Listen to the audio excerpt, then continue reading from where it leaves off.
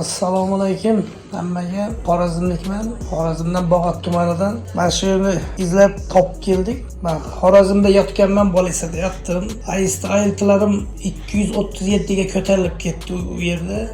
Mana shuni izlab adresini Shuhrat aka degan tanishimiz bor. Shu orqali keldik bu yerga. Allohga behisob shukrlar bo'lsin. Saxirim 26-30 ga deng ko'tarilgan. Saxirim ham tushdi mana. Saxirim hozir meni saxirim 6.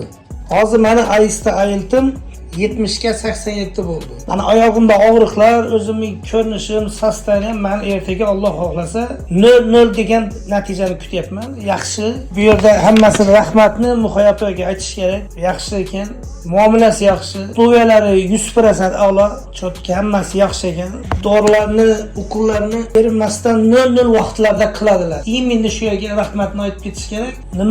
Nima qilish kerak? Nima kamchiliking, nima bezovta qilyapti? 100% so'rab turishadi. Boshqa odamlarga ham, izlanib yurgan odamlarga ham men shuni taklif qilaman, sababi men boshqa yerlarda ko'p yerlarda yotganman. Allohga behisob shukr. Ishlarni omadini bersin, rivojini bersin.